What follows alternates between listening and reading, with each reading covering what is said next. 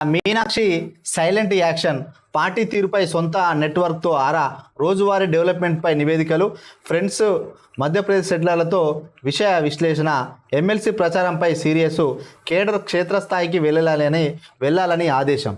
ఇంకా తెలంగాణలోని రాజకీయాలు, కాంగ్రెస్ పార్టీ పనితీరును తెలుసుకునేందుకు రాష్ట్ర వ్యవహారాల ఇన్ఛార్జి మీనాక్షి నటరాజన్ ప్రత్యేక నెట్వర్క్ను ఏర్పాటు చేసుకోవడమే కాకుండా సైలెంట్గా చర్యలు చేపడుతున్నట్టుగా తెలుస్తోంది. హైదరాబాద్లో ఇప్పటికే నివాసం ఉంటున్న ఆమె స్నేహితులు, మధ్యప్రదేశ్ చెందిన వ్యక్తుల ద్వారా ఎప్పటికప్పుడు సమాచారం సేకరిస్తున్నట్టుగా ప్రచారం సాగుతుంది. ఆమెను స్టేట్ అఫైర్స్ ఇన్ఛార్జిగా నియమిస్తూ ఏఐసిసి ప్రకటన వెలువడిన మరుసటి రోజే తన స్నేహితులకు కాల్ చేసి రాష్ట్ర రాజకీయాలపై ఆరా తీసినట్టు తెలిసింది.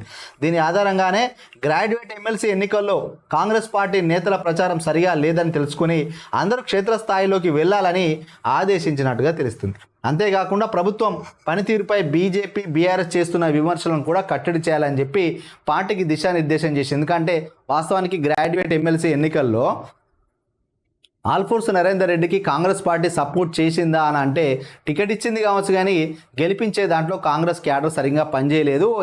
నియోజకవర్గంలో ఉన్న ఎమ్మెల్యేలు కానీ ఎంపీలు కానీ ఈ యొక్క ఏదో తూతూ మంత్రంగా ఆత్మీయ సమ్మేళనాలకు అటెండ్ అయింది తప్ప ఇంకా 100% పనిచేసిందా అంటే చేయలేదనే చెప్పాలి. అది ఒక క్వశ్చన్ మార్కు.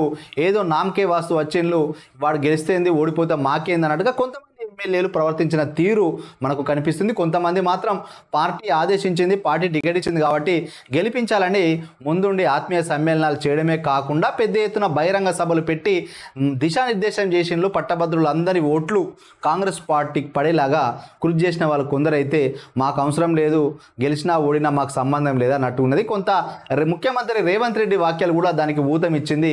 సో ప్రభుత్వానికి వచ్చిన ఇబ్బంది ఏం లేదు, ఆ ఎమ్మెల్సీ అభ్యర్థి గెలిచినా ఓడినా మా ప్రభుత్వం బలంగా పటిష్టంగానే ఉంటుంది, అభ్యర్థి ఓడిపోతే మీ పట్టభద్రులకే నష్టం అని చెప్పిన కొన్ని వాక్యాల వల్ల కూడా కరెక్ట్గా అసలు ఎమ్మెల్సీ అభ్యర్థికి కాంగ్రెస్ పార్టీ పని చేసిందా అంటే 40% పని చేసింది, 60% పని చేయలేదు.